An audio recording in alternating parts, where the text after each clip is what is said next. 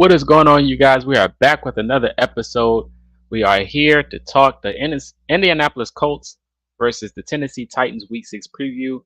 I'm your host, Culture Shock, but I am not here alone. I got my guy Landon with me. Landon, how are you doing?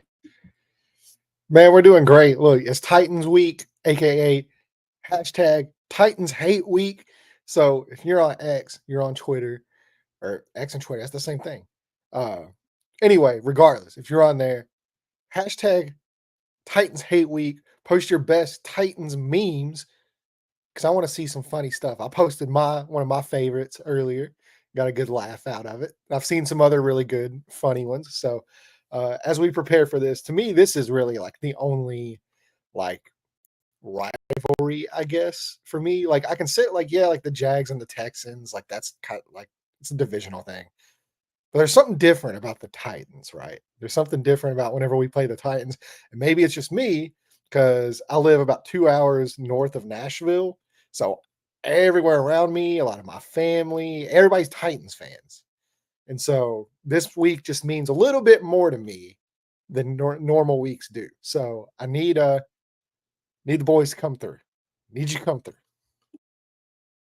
I agree 100%, man. Look, the Titans might be, I think on every Colts fans list, I think the Titans is number one just due to how much nonsense they give us week in and week out, and even in the off season.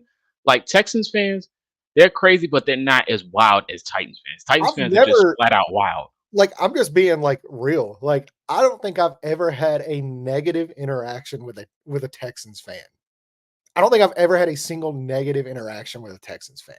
Me They've neither. always been like really nice. Even last week, like I or a few weeks ago, um, or no, it was last week during the Jags game.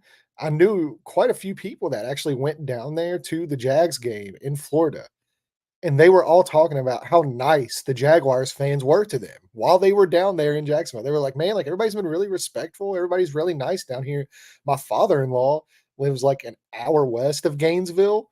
And, it's he loves it down there. So like I don't have a problem with Jaguars fans. I don't have a problem with the Jaguars. I really don't have a problem with the Texans either. Like I actually like watching the Texans. The fans have always been nice.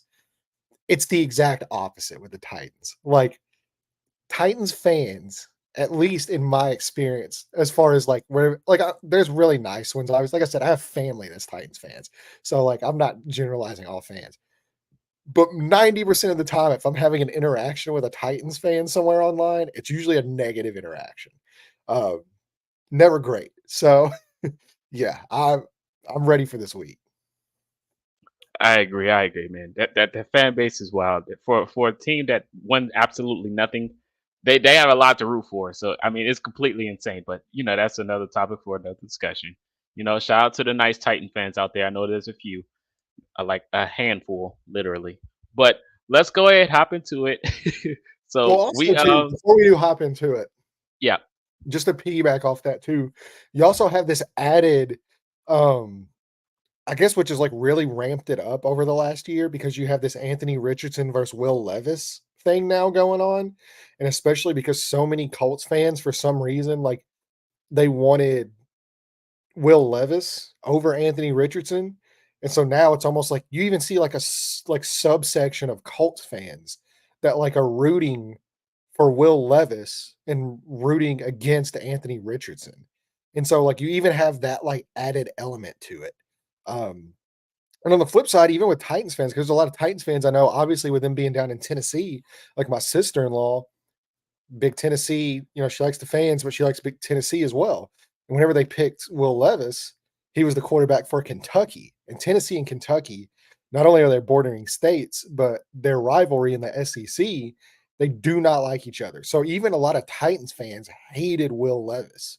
And because he played at Kentucky.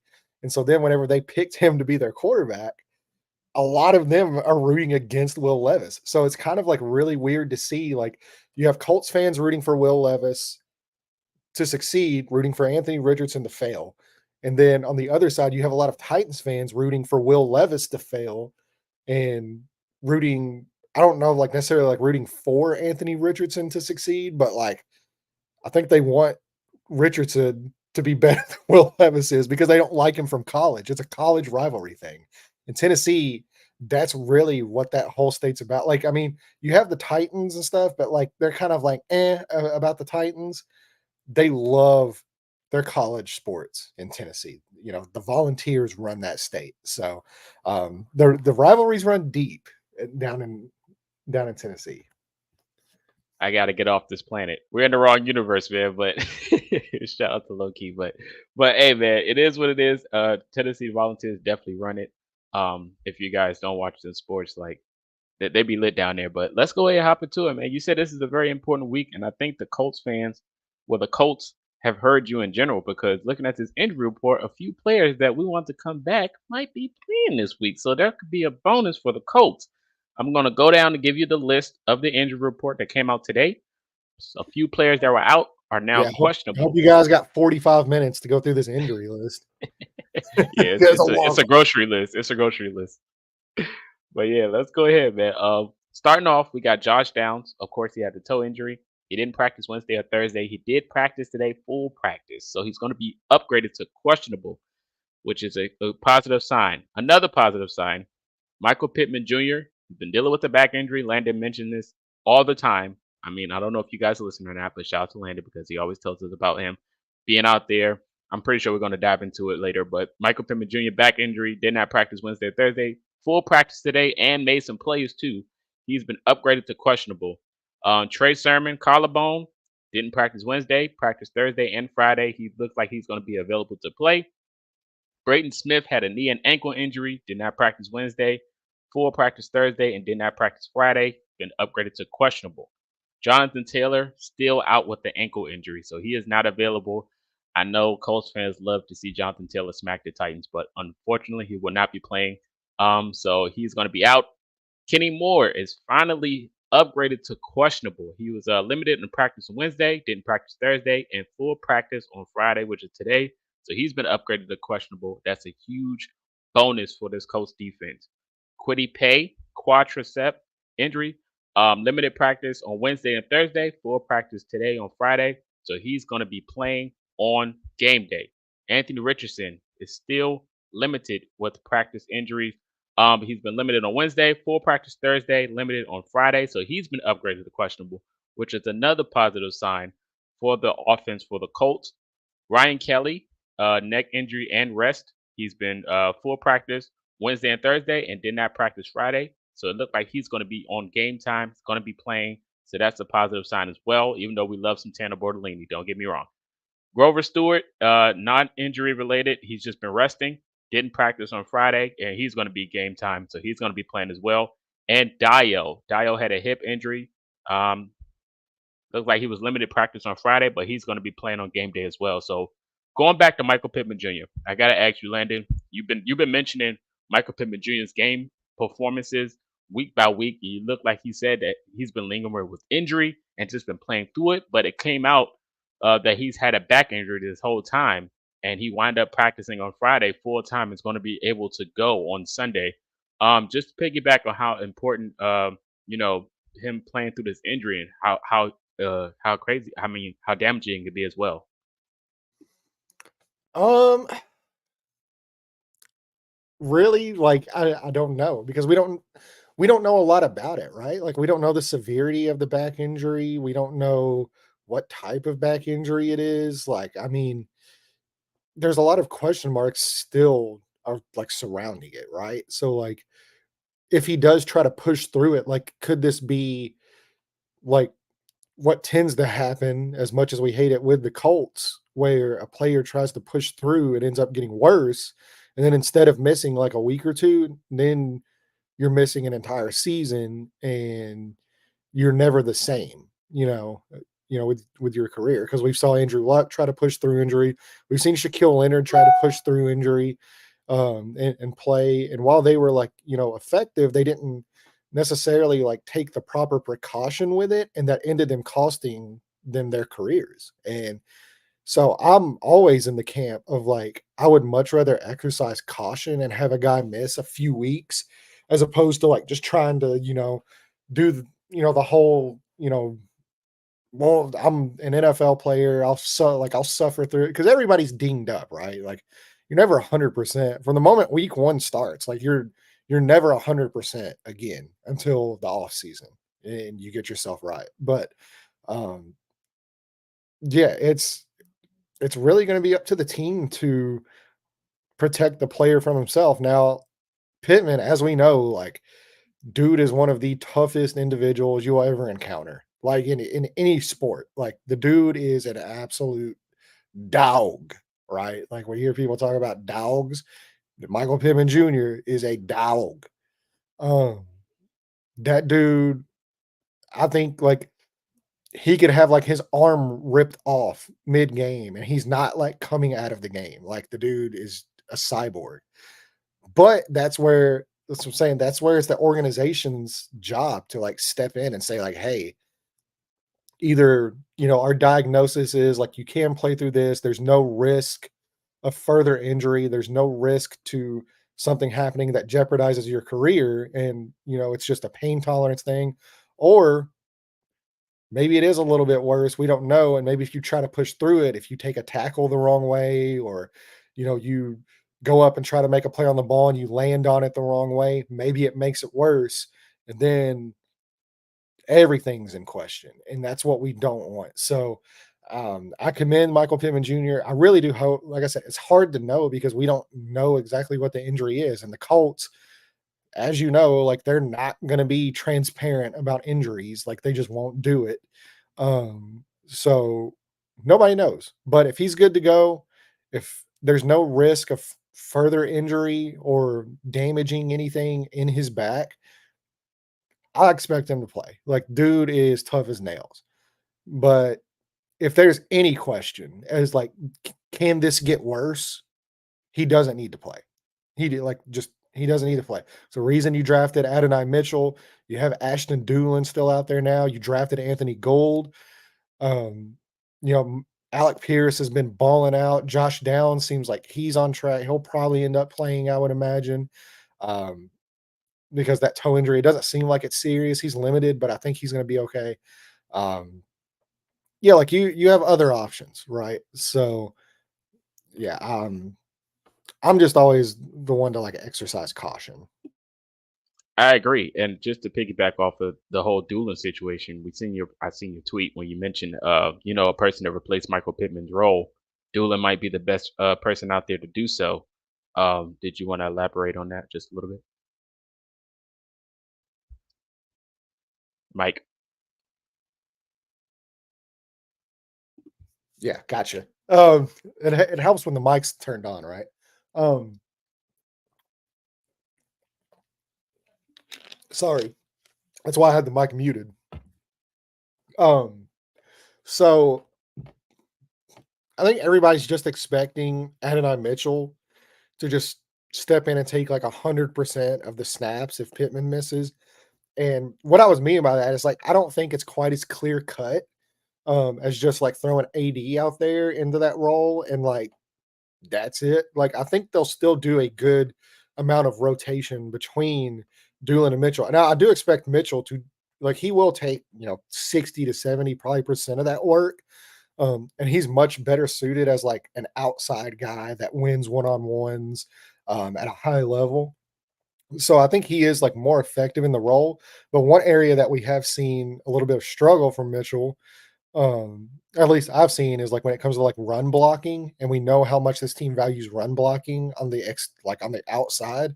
And I think Ashton Doolin, who is still, kind of like the big body, still, I mean, 6'1", 6'2", 200, some 210, 215 pounds. He's kind of a bigger body who you kind of trust a little bit more in the run game. So I think you'll still see Ashton Doolin get a little bit more work just due to that, um, as opposed to like everybody's thinking AD Mitchell is just going to be out there and soaking up 100% of those targets. And I just don't necessarily think that's the case. I still think there's going to be a little bit of a rotation there between those guys.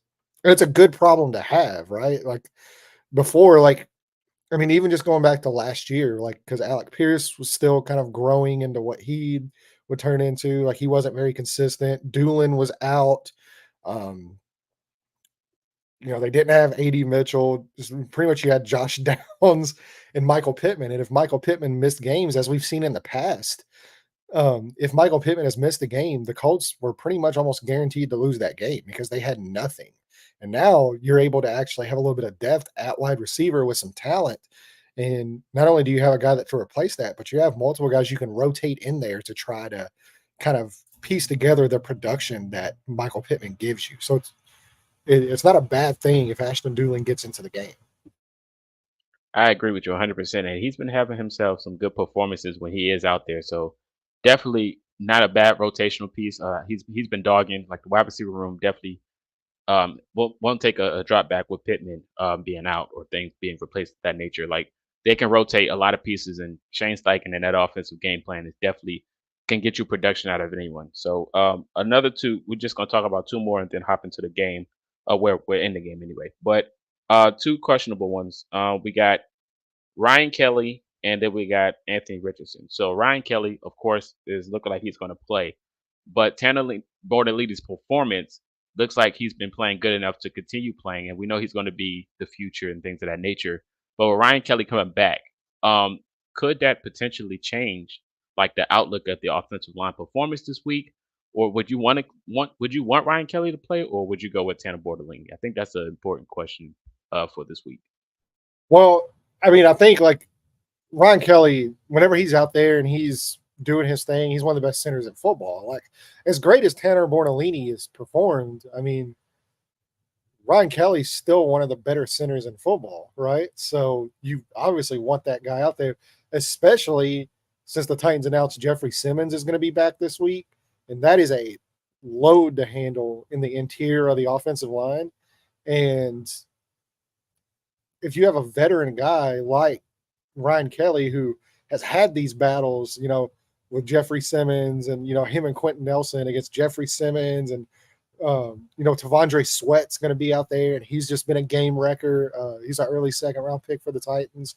So you want all of your starters, your veteran performers, Pro Bowl level players on that interior offensive line playing. And obviously Will Fries is not going to be playing in this game. So you're already down one guy in that interior. If you can make up for that by having a little bit of a veteran experience, also too, with Anthony Richardson, you might just trust Joe Flacco a little bit more. But if Richardson's back there, he's not usually a guy that, calls protections out and does a little bit of that dirty work when it comes to, scheming the offensive line and putting them in the best position. And so having a guy like Anthony Richardson, or not Anthony Richardson, but Ryan Kelly back there that does that at a super high level, that's another added benefit. And Tanner Bortolini's not there yet just because he's a rookie. He hasn't played that much football. Still a really smart guy. I mean, obviously, you've seen it on the field. He's done fantastic. But I think you just need all the help you can get, right now. So. Hey man, you mentioned veteran presence and things on the offensive line. And when it comes to QB play, we got Richardson versus Flacco. Of course, this has been a conversation for weeks now with Colts fans. Of course, we both know the end of the story here, which is wild. Who would have thought we would be having this conversation? But going into this week, both quarterbacks are available to play. We got Ryan Kelly coming back. The offense been looking smooth with Flacco. The offense looks good with Richardson. Honestly, in my opinion, we need Richardson out there just because of his presence and how much of a threat he can be being mobile or just throwing the football in general. It kind of offsets the defense to try to figure out what they're going to do next. So, as much as Flacco's been performing great, that's what he's supposed to be doing anyway. He's a veteran backup quarterback. What's your thoughts on Richardson and Flacco going into this week? Well, I mean, like I get the arguments because, like, yes, is Joe Flacco a better quarterback than Anthony Richardson? Yeah, he is right now. But like, how is Anthony Richardson ever going to get better if he just doesn't play? And that's partly on him. Like, he's got to stay healthy. Like, that's his fault. Like, you got to learn to slide. You can't take big hits. You got to stay on the field. But that'll sort itself out. Either he's going to stay healthy or he's not. Like, that's going to sort itself out. But when he is able to play, he needs to play. He needs to be on the field, or else we go through the exact same thing we're in. Like, yes, Joe Flacco is better right now. Joe Flacco should be better right now. Joe Flacco's played in the NFL probably longer than Anthony Richardson's been alive at this point, right? Like Joe Flacco's 39. Like if Joe Flacco was 29 or 30 years old, it's a completely different conversation, right? But the fact is, he's about to turn 40. Like, and then say Joe Flacco goes out there and I don't know what la la land Colts fans are living in where it's like, well, Joe Flacco gives you a better chance to win. Did we win last week? Like, I'm sorry. Like, did we win?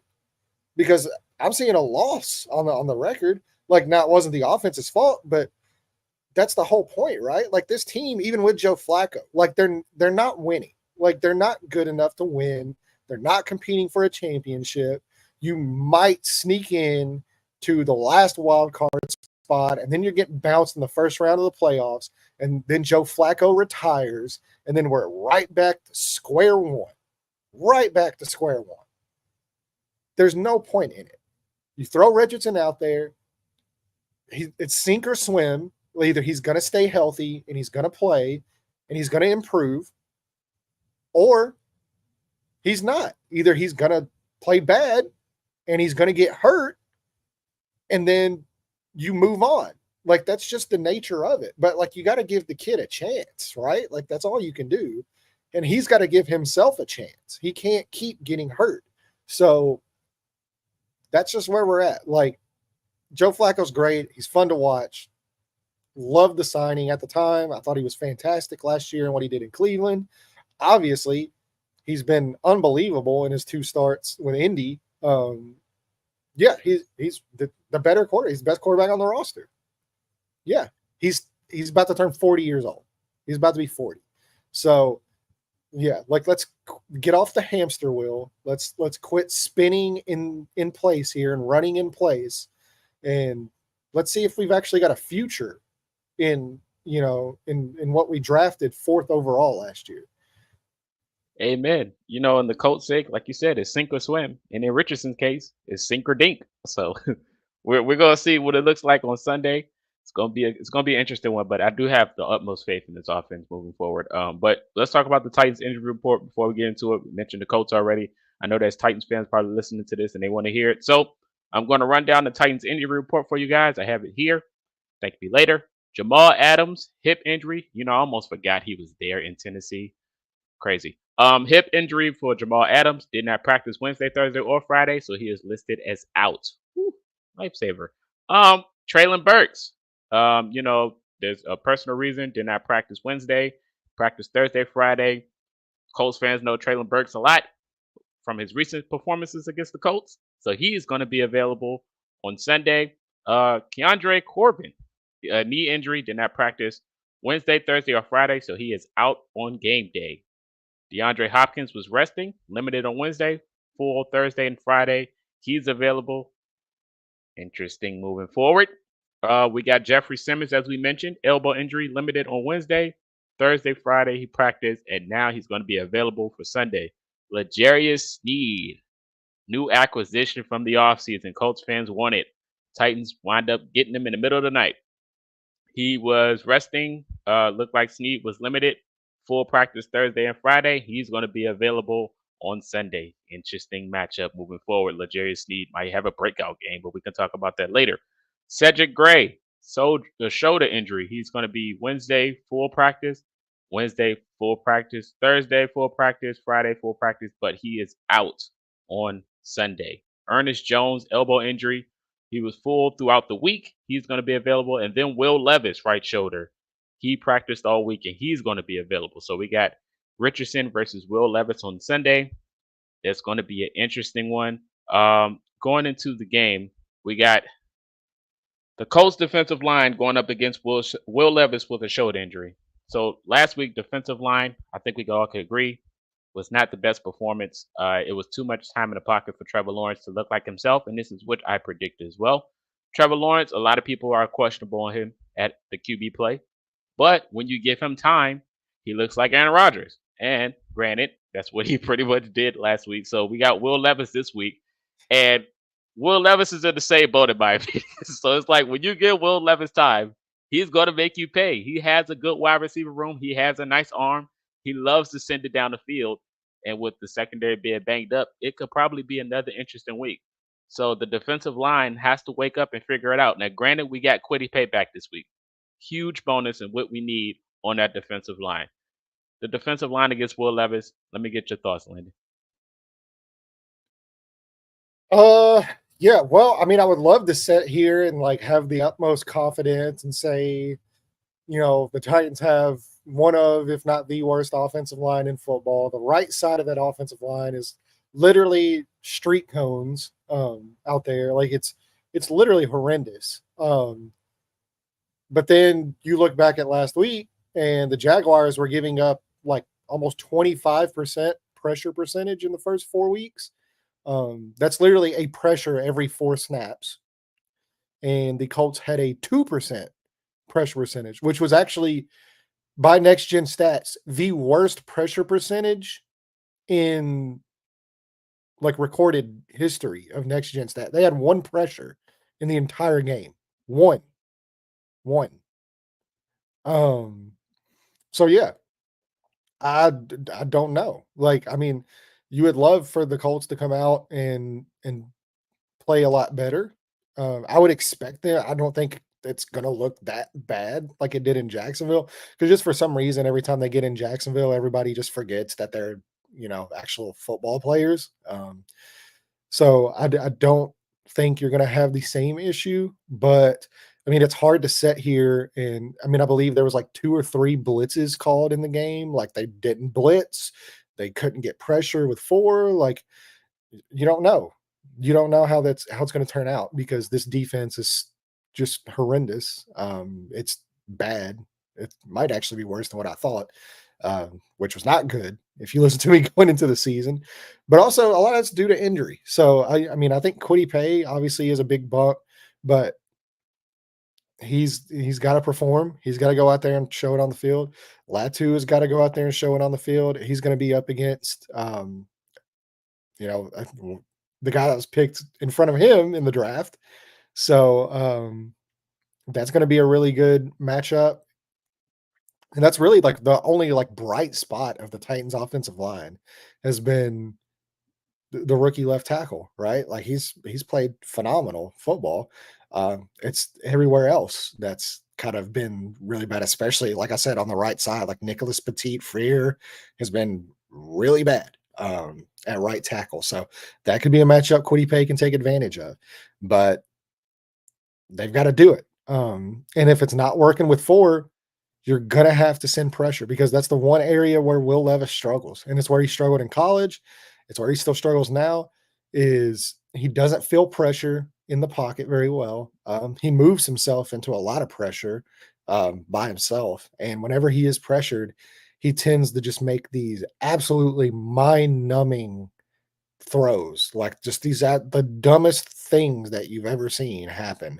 Um, The meme of 2024 is Will Levis.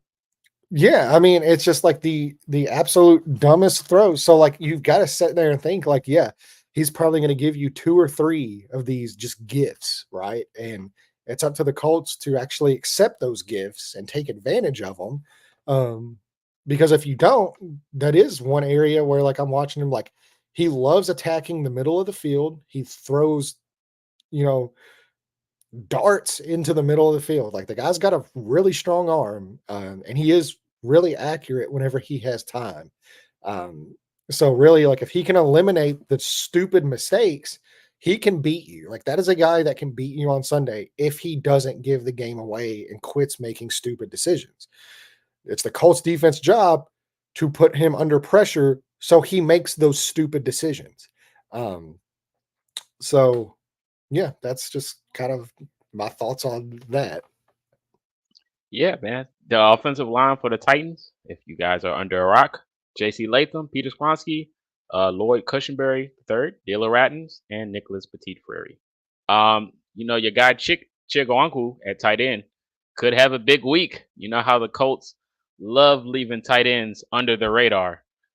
Well, there's another aspect of that too, because they love to use him in tight end screens. They love to use him in the screen game. And if there's one play the Colts just refuse to ever cover, it's screen passes. They just won't do it. So, uh, yeah, and I'll tell you this too, like, it doesn't matter really, like, what scheme or what Gus Bradley calls or what whether they're, like, too high or whether they play quarters or whether they're in cover 3 or whether they blitz. None of that matters if these guys tackle like they tackled last week. I was Like, definitely about to mention tackling.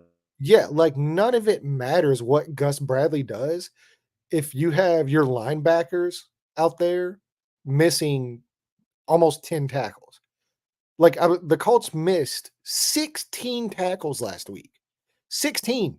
Like, I mean, it doesn't matter what Gus Bradley calls. Like, if they're gonna miss tackles like that and not execute, then you're dead in the water. And like, I mean, DeAndre Hopkins, like, that's still a dude, right? Like, he's a dude. He's good, really good. Calvin Ridley, for whatever reason, has not been good. Like, he's not great. They paid him a lot of money to be really, really mediocre, but he's still a guy that has talent. Like, he can get deep. Tyler Boyd, big body, middle of the field receiver in the slot.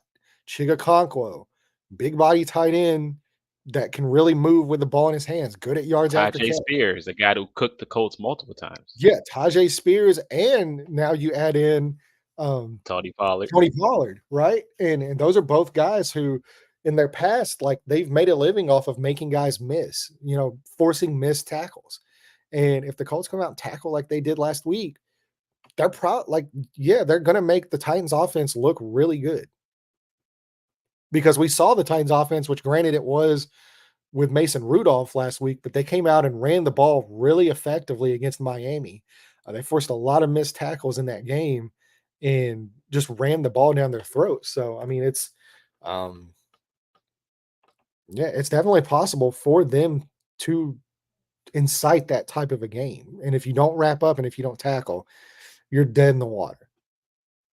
I agree. And now we got to go to Anthony Richardson against this Titan defense. We mentioned how the pressure can be put on Richardson moving forward, but there is a dark horse on the Titans defensive side.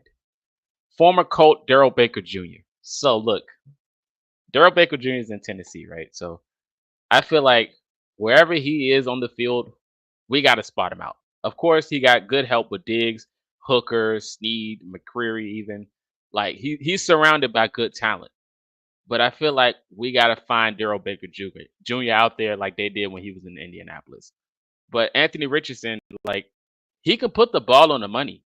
He just has to make the reads. It's just that simple. Like the ball placement and everything. If he's not overthrowing the targets, I feel like he can have a good day. But this is another week where we mentioned like we mentioned last week with Jacksonville. If you go out there and give and make a mistake, they can pretty much probably house it at that point. So I mean, we got to be very polished this week going into against Tennessee because I mean the record might not show how good that team could be, but I think when you look at the roster and you give them the opportunity to go out there and make a play, they'll go out there and make a play.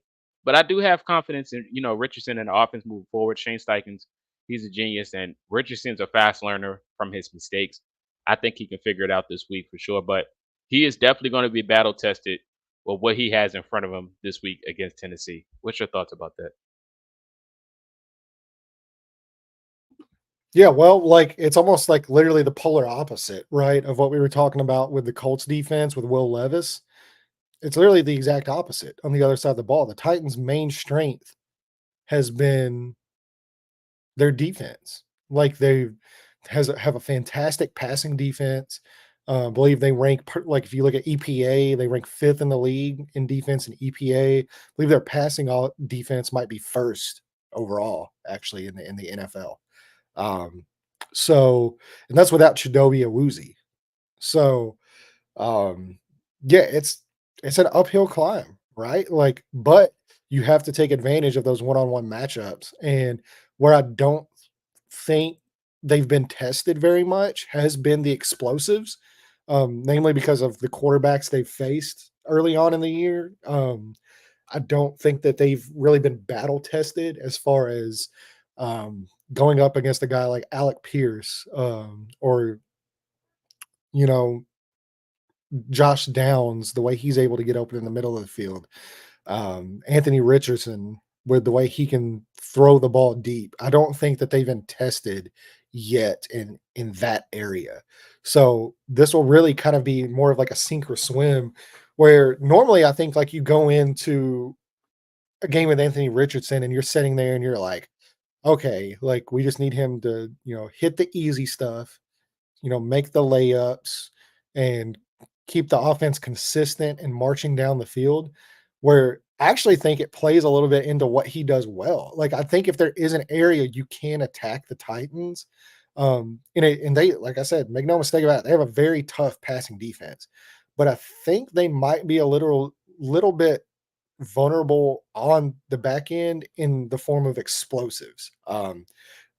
Namely, like they haven't allowed many explosives, but that's because I don't think they've played a quarterback that can push the ball down the field quite like Anthony Richardson can. So I think really, if you just hit some explosives in the run game, and having Richardson back there will help the running backs out more than Joe Flacco will, because Joe Flacco, you're not really worried about the quarterback run game. Now, we'll say maybe they should have been a little bit more worried about that quarterback run game with Joe. Hello. Yeah, maybe they should have paid attention a little bit more because my guy got some wheels. But like you're able to kind of like sit back and tee off a little bit more, and you're able to rush the passer. You don't really have to worry about him escaping the pocket or anything like that. Whereas like with Richardson, that's why really you see so much success from the running backs whenever he is in the game, is because you basically take away a defender in the run game because they like you can't leave Richardson. Um, Now, whether he can withstand the hit in the quarterback run game is a whole other conversation.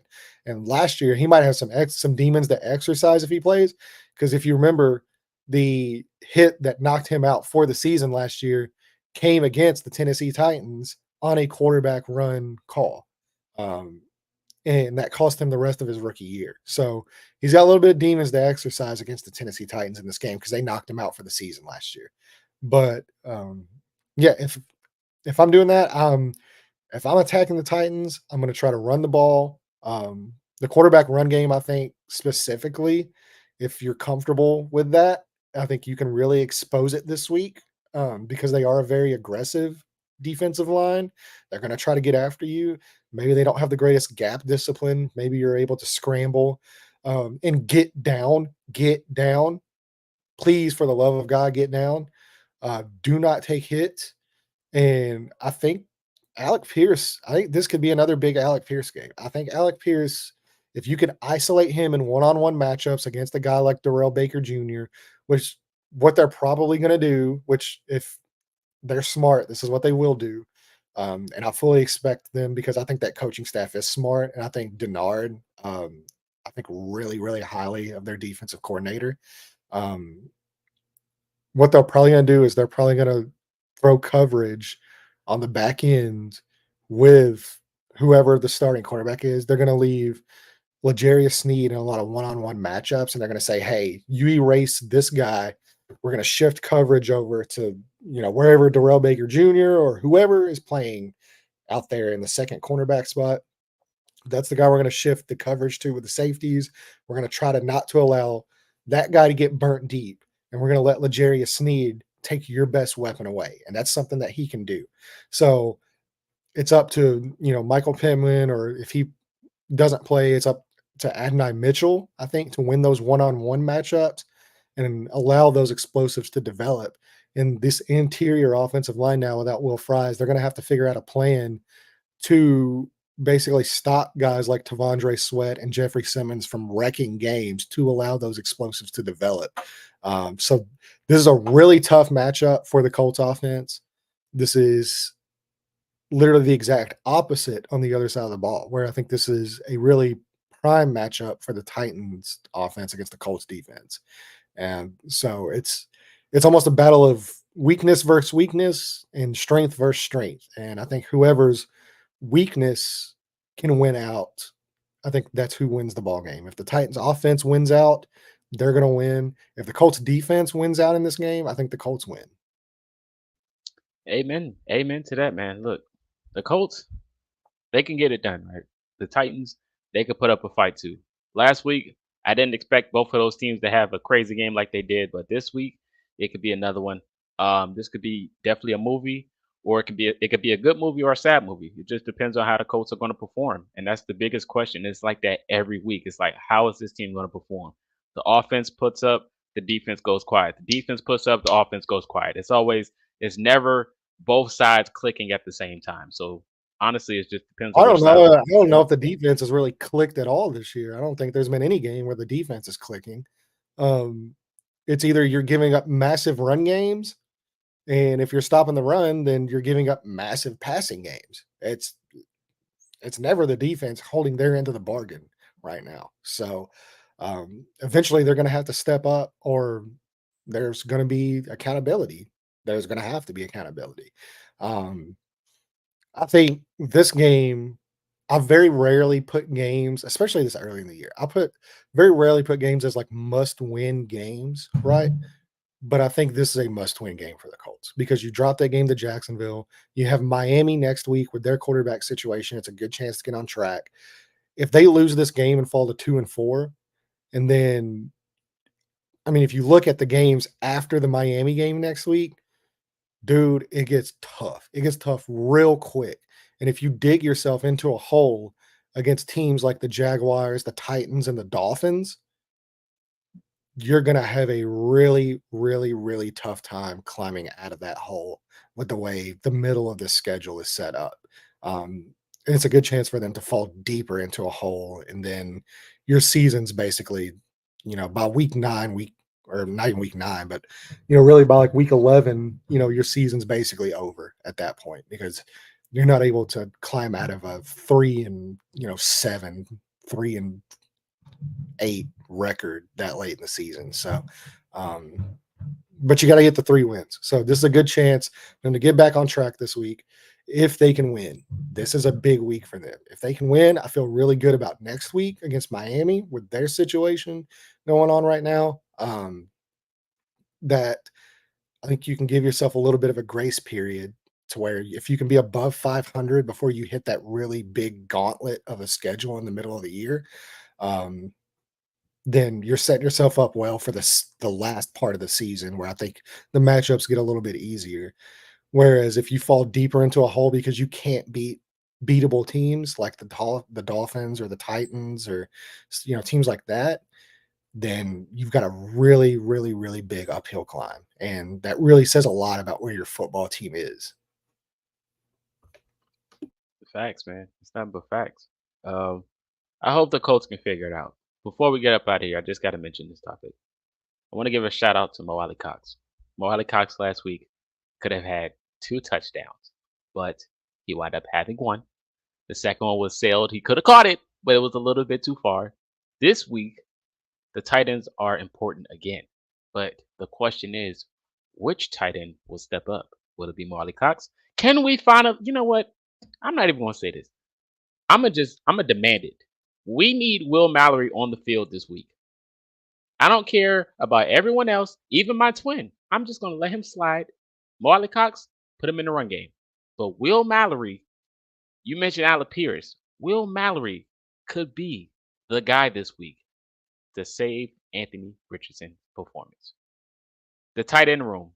Give me one name you think could step up this week. Please say Will Mallory. Mo Alley Cox. Mo Alley Cox, like with the way that this Titans defensive line is really constructed, I think you're going to have to give help in the middle of the offensive line, especially now with Will Fries out. I think you're going to have to rotate, a little bit. Maybe Ryan Kelly sticks in. Quentin Nelson's got his work cut out for him. We don't know. Like Braden Smith was awful last week, and we don't know what his health situation is. So maybe you have to really use a tight end on that side of the ball in the blocking game. And in pass blocking and in run blocking, maybe you have to shift the tight end. So I don't expect a big passing performance from any of the tight ends because I don't really think they have that guy on the roster right now. But I think Mo Alley Cox, his blocking is like really invaluable. and I think what he's going to be able to do possibly against, with giving help to this offensive line is they're a little banged up on that right side. I think that's going to be the biggest tight end performance you see. And it's not going to show up in the stat sheet, but if they win the game and they perform well on offense, that's going to be part of the reason. Shout out to Big Mo, man. That catch last week was crazy. Like all those players around him, he still bossed all over. I mean, might as well. As much as they mention his basketball career in football in the commentary booth is just amazing to Just me. got to Like, give him a chance. Just give him a chance to go up and get it. hey man, that's facts, man. Hopefully he can get another one of those this week. But hey man, it's going to be an interesting one. You guys tune in. Tennessee Titans versus the Indianapolis Colts. Levis Richardson. Hopefully this gets the debate going on social media. I love to see you guys go back and forth, especially when you attack Landon. Sadly, but Yeah. depends on who's going to win this one. Oh, So yeah. with Bro, if the Titans win this game and Will Levis looks great and Anthony Richardson comes out and looks horrendous, I might delete the app. I'm being dead serious, bro. I might just log off because I'm not going to be able to take the hot takes that are going to come out of this one game. Like it's just going to be horrendous. What a disaster that would be. So, I mean, like even if the Titans win the game and Anthony Richardson looks good and Will Levis looks good, I'm okay. Like, I mean, I'm obviously not okay with that, but like I'll be okay. Like I'll survive, right? It's not that big of a deal. But bro, Anthony Richardson comes out and looks like Anthony Richardson did against like the Packers or the Bears, you know, and then Will Levis turns around and looks like what Trevor Lawrence did last week. That app's going to be literally the most toxic place in the world, and I want no part of it. So, yeah, you might literally see me just log off for like a week. Like I won't even get on the internet. I'll be done. man, I will probably send you a voice memo via text, just me laughing, just to get you mad. But it's gonna be so funny. I've This already game's got gonna some be I got some good memes pulled up for like whatever happens on Sunday, bro. I'm ready. I've got some videos saved. They're loaded in the chamber, ready to go. Like I'm ready. I'm ready too. You know, I got your noties over there. But you guys, let us know your thoughts in the comment section. Give us your predictions. Who you think's going to show up? Who do you think isn't? Who you think is going to win? And your reactions to the injury report. Should Flacco start? Should Richardson start? Let me know all these things in the comment section. We appreciate you guys for tuning in. We are available on all platforms. You think of a platform, you name it, we are there. Appreciate all the continued support. Got news for you moving forward. That is Landon. This is Culture Shock. You guys enjoy your weekend, and we will see you guys next time.